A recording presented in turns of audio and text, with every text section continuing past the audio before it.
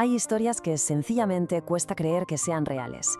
En 2008, el mundo entero se quedó en shock con una noticia que parecía sacada de la peor película de terror. Y todo ocurrió en una ciudad súper tranquila de Austria, en una casa de lo más normal. Vamos a meternos de lleno en la increíble y oscura verdad del caso de Josef Fritzl.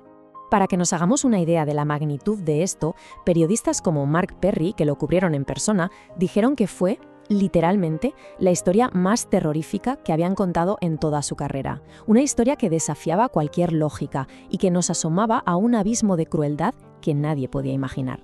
24. Quedémonos con este número, porque es la clave de todo. 24 años. Es el tiempo que una hija pasó secuestrada. Y lo peor, secuestrada por su propio padre. La historia, en su esencia, es tan simple como monstruosa. Un padre que construye una cárcel secreta debajo de su casa. Y su única prisionera, su propia hija, Elizabeth. Y durante esos 24 años de cautiverio, llegó a tener 7 hijos con ella. Bueno, vamos a profundizar en esto. Lo más curioso es que para entender esta historia no hay que empezar por el principio del crimen, sino por el final. Todo se destapó en abril de 2008, cuando el secreto mejor guardado de Austria de repente saltó por los aires. Y claro, la pregunta es inevitable.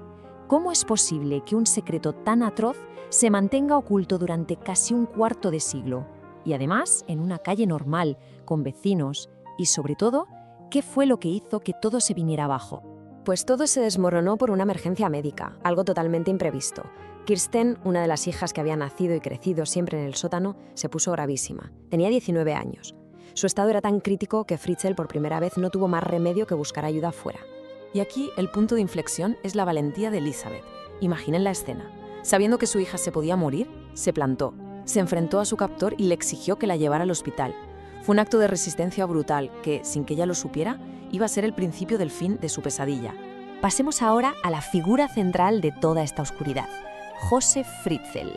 O sea, ¿cómo puede una persona llevar una doble vida de este calibre? ¿Quién era en realidad el hombre que se escondía detrás de esa fachada de ciudadano ejemplar? Aquí está una de las claves para intentar entender a Fritzl, su increíble dualidad. De cara al público era un empresario, un ingeniero, un pilar de su comunidad, vaya. Pero en privado, la realidad era otra muy distinta. Era un mirón, un depredador y, como se supo después, un violador con antecedentes. Es que si miramos atrás en su historial, ya había señales de alarma, unas señales muy serias. Después de una infancia, al parecer, muy dura con una madre abusiva, empezó a desarrollar comportamientos de depredador. De hecho, en el 67 ya fue condenado por violar a una mujer a punta de navaja. Y aquí viene lo increíble, un dato clave para entender todo. Por la ley austríaca de la época, 15 años después, esa condena desapareció, se borró de su historial. Así que cuando en el 78 pidió el permiso de obra para ese sótano, oficialmente era un ciudadano sin antecedentes, limpio.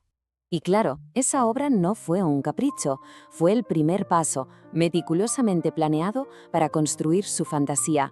Una prisión construida a la vista de todo el mundo, literalmente bajo los pies de su propia familia y de la gente que vivía de alquiler en los pisos de arriba. El 28 de agosto de 1984, su plan se hizo realidad.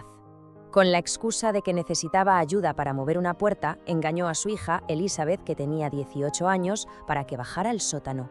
Y una vez allí, la drogó y la encadenó. Acababa de empezar su cautiverio, un cautiverio que duraría 24 años.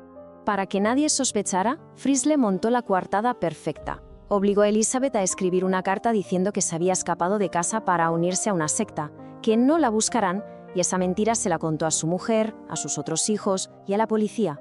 Y durante 24 años nadie la puso en duda. A partir de ese momento, la vida en esa casa se partió en dos. El mundo de arriba, el de la aparente normalidad, y el mundo de abajo. Un mundo subterráneo de puro horror, sí, pero también de una capacidad de supervivencia que cuesta imaginar.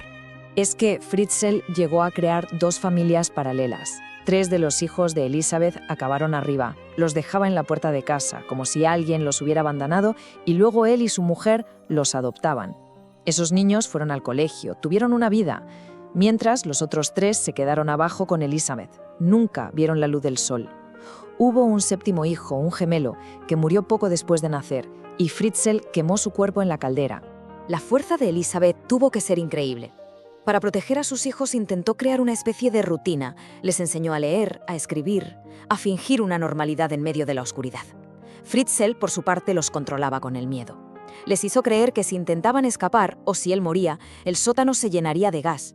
Es un nivel de manipulación psicológica que a menudo se relaciona con el síndrome de Estocolmo, esa extraña dependencia que a veces las víctimas desarrollan con su captor para poder sobrevivir. Y así volvemos al final. Con Kirsten en el hospital, los muros de esa prisión, tanto los de hormigón como los psicológicos, empezaron a agrietarse hasta que se derrumbaron, dejando al descubierto toda la verdad. Una vez en el hospital, la policía por fin logró separar a Elizabeth de su padre. Al principio no quería hablar, estaba aterrorizada, claro. Solo cuando le aseguraron dos cosas, que nunca más tendría que volver a ver a Fritzl y que no la iban a separar de sus hijos, fue cuando se derrumbó. Y por primera vez en 24 años lo contó todo. Fritzl fue arrestado en el acto. Con el arresto empezó el proceso judicial. Y con él una pregunta que sigue resonando. ¿Cómo se puede hacer justicia ante un crimen de esta magnitud? ¿Qué condena es suficiente? A Fritzl se le acusó de todo: asesinato por negligencia por la muerte del bebé, esclavitud, violación, incesto. Al principio se declaró inocente de casi todo, pero en el juicio, cuando vio el testimonio en vídeo de Elizabeth, se vino abajo. Cambió su declaración, se declaró culpable y fue condenado a cadena perpetua. Y así, la historia de la casa de Ishras tras 40 terminó con una sentencia, pero nos deja una reflexión final, una bastante inquietante, que resumió muy bien el criminólogo David Wilson. Y es que quizá la lección más terrible de este caso es esa, que a veces los crímenes más espantosos no ocurren en lugares oscuros y lejanos, sino en los sitios más ordinarios, en la casa de al lado.